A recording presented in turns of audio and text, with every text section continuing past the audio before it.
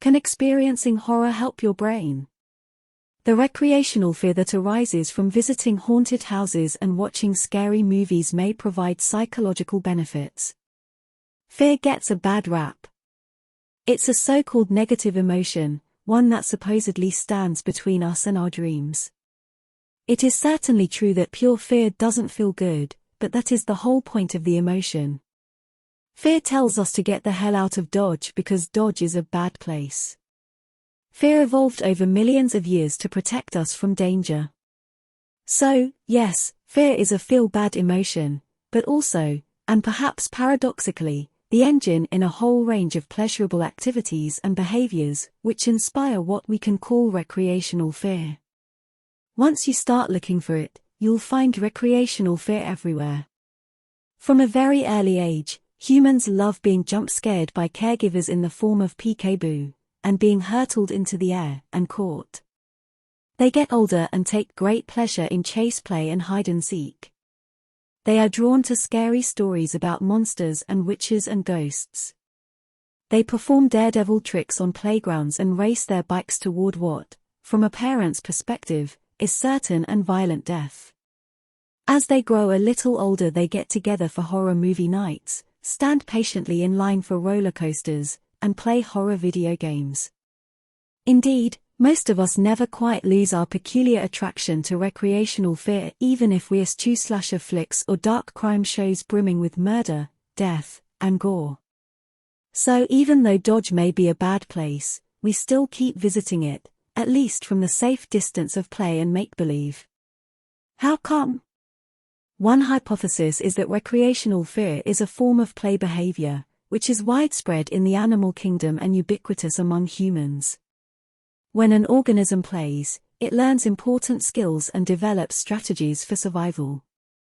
Play-fighting kittens train their ability to hold their own in a hostile encounter, but with little risk and low cost, compared to the real thing.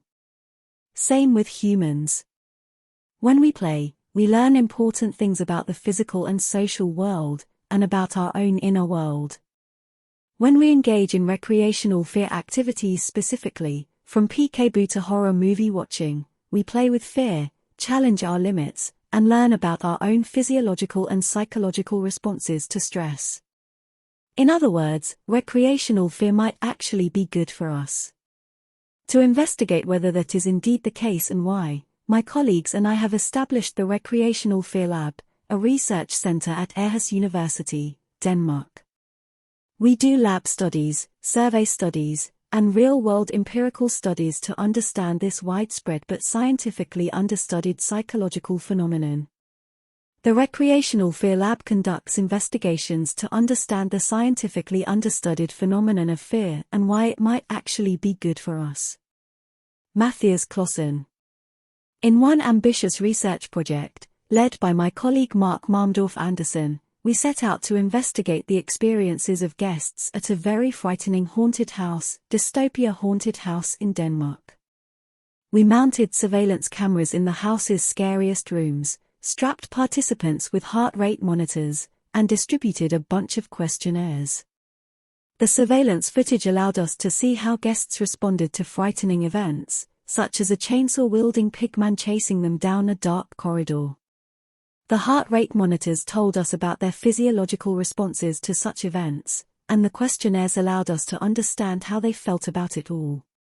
They told us they perceived their experiences as a kind of play, supporting our notion of recreational horror as a medium for playing with fear. But we also wanted to go deeper into the relationship between fear and enjoyment. You might think that relationship is linear, the more fear, the better. But when we plotted the actual relationship between fear and enjoyment, it looked like an upside-down U. In other words, when people go to a haunted attraction, they don't want too little fear, which is boring, and they don't want too much fear, which is unpleasant. What they want is to hit what we call the sweet spot of fear. That doesn't just go for high-intensity haunted attractions either. When you hurtle a kid into the air, you don't want it to be too tame or too wild. When teenagers joyride their bikes, they need just the right amount of tummy-tickling arousal. When you pick a horror movie on Netflix, you try to go for the one that sits just at the right point on the scareometer.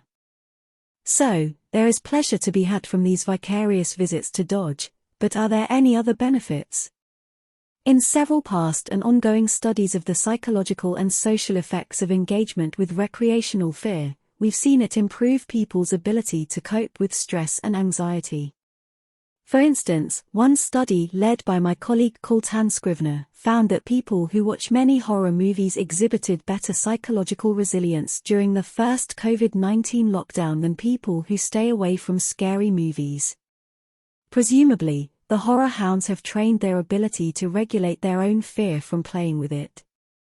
We know from another dystopia haunted house study that people actively use a range of coping strategies to regulate their fear levels in pursuit of the sweet spot, and it makes sense that we get better at using those strategies through practice.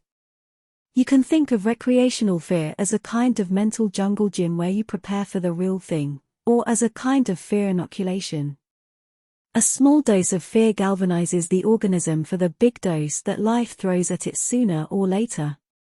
So even though fear itself may be unpleasant, recreational fear is not only fun, it may be good for us.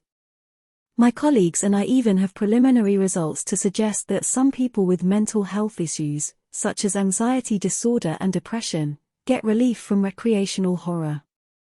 Maybe it's about escaping anhedonia, emotional flatlining momentarily, and maybe it's about playing with troublesome emotions in a controllable context. For fear to be fun, you need to feel not only that the levels are just so, but that you are in relative control of the experience. With research findings such as these in mind, we should maybe think twice about shielding kids and young people too zealously from playful forms of fear. They'll end up in Dodge sooner or later, and they will be better equipped if they've at least pretended to be there before.